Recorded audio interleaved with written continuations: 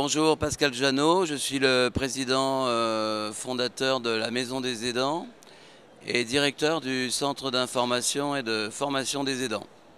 Alors aujourd'hui, il a échappé à personne qu'il y avait 9 millions d'aidants familiaux en France. Et pour apporter à ces aidants la possibilité d'aider leurs proches dans les meilleures conditions possibles, de façon pérenne, et en évitant l'épuisement de ces aidants familiaux, nous proposons la possibilité de les accompagner de façon individuelle et aussi de leur apporter un certain nombre de parcours pédagogiques et de formation de manière à ce qu'ils puissent acquérir des savoir-être et des savoir-faire auprès de leurs proches.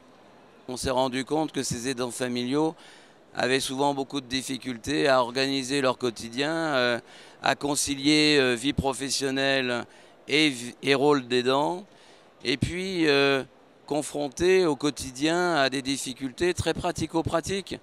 Comment est-ce que moi j'accompagne mon proche âgé, dépendant? J'ai jamais appris à relever une personne tombée au sol. J'ai jamais appris à distribuer des médicaments de façon efficace et fiable.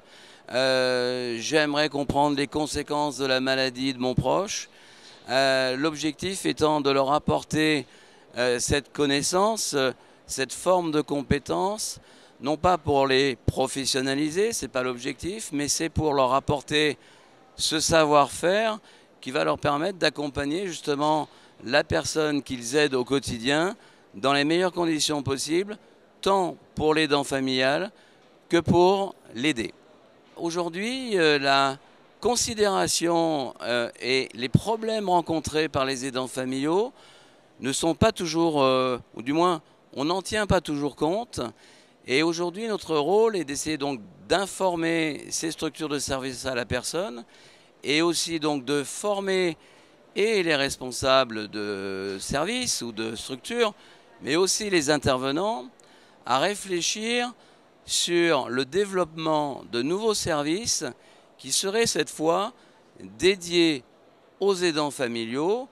L'idée étant d'apporter un certain nombre de solutions à ces aidants de manière à ce qu'ils puissent prendre du répit, qu'ils puissent prendre du recul, pendant que l'aidé est entre les mains, entre guillemets, d'un professionnel de l'aide, et bien que cet aidant puisse, lui, à son tour, profiter de cet instant pour pouvoir justement prendre ce recul ou prendre ce répit, voire même de bénéficier lui-même de certains services qui va pouvoir lui alléger son propre quotidien.